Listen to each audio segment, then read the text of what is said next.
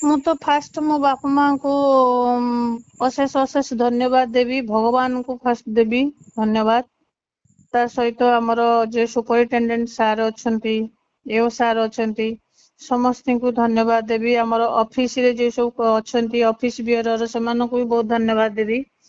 ସମସ୍ତଙ୍କ ସହଯୋଗ ପ୍ଲସ୍ ଭଗବାନଙ୍କର ଆଶୀର୍ବାଦରେ ମୁଁ ମୋର କର୍ତ୍ତବ୍ୟ ପଥରେ ମୁଁ ସବୁବେଳେ ଆଗେଇ ଚାଲିଥାଏ। ତେଣୁ ମୋର ଇଚ୍ଛା ବି ଯେହେତୁ କି ମୁଁ ମାନେ ଭଗବ ରୋଗୀ ନାରାୟଣ ଯୋଉ କହନ୍ତି ରୋଗୀ ସେବା ହିଁ ଭଗବାନଙ୍କ ସେବା, ଆଜ୍ଞା ମାନବ ସେବା ହିଁ ମାଧବ ସେବା।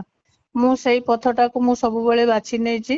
ମୋ ଜୀବନର ଶେଷ ନିଶ୍ୱାସ ପର୍ଯ୍ୟନ୍ତ ମୁଁ ସବୁବେଳେ ସେବା କରି ଚାଲିଥିବି। ଯେହେତୁ କି ମୁଁ ସେବା ମନୋଭାବଟା ମୋର ପ୍ରଥମ ମାନେ ପିଲା ବେଳରୁ ମୋର ଗୋଟେ ଥିଲା ଏ ପରା ଭଗବାନଙ୍କର ଆଶୀର୍ବାଦରୁ ଏଇଟା ମୁଁ ବେଳୁରୁ ସ୍କୁଲ ପଢିଲା ବେଳେ ଆମର କାହାର ଯଦି ମୋ ଫ୍ୟାମିଲିର ମୋ ପଡିଶା ଘର କାହାର ବି ଯଦି ପ୍ରୋବ୍ଲେମ ହୁଏ ହସ୍ପିଟାଲ ଯିବାକୁ ଡାକିଲା ମାନେ ମୁଁ ସାଙ୍ଗେ ସାଙ୍ଗେ ଫାଷ୍ଟ ଆଗେ ରେଡି ହେଇକି ବାହାରି ପଡେ।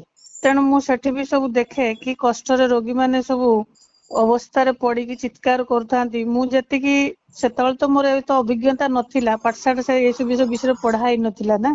ଆଜ୍ଞା ଯେତେବେଳେ ଏ ଲାଇନ କି ଆସିଲି ମୁଁ ଜାଣିଲି ପ୍ରକୃତ ହଉଛି ମାନବ ସେବା ହିଁ ମାଧବ ସେବା। ମୁଁ ଯେତିକି ପେସେଣ୍ଟ ମାନଙ୍କ ସହିତ କାମ କରିକି ଯେତିକି ପେସେଣ୍ଟ ସବୁ ଭଲ ହେଇକି ଯାଇଥାନ୍ତି, ଏତିକି ସେ ମତେ ଗୋଟେ ଆଶୀର୍ବାଦ ଦେଇକି ଯାଇଥାନ୍ତି ଭଗବାନ ତମର ମଙ୍ଗଳ କରିବେ ଆଉ ଆଗାମୀ ଦିନରେ ଆପଣ ପୁରସ୍କୃତ ହେବେ, ଆମେ ଏତିକି ଆପଣଙ୍କୁ ଆଶୀର୍ବାଦ ଦେଇକି ଯାଉଛୁ।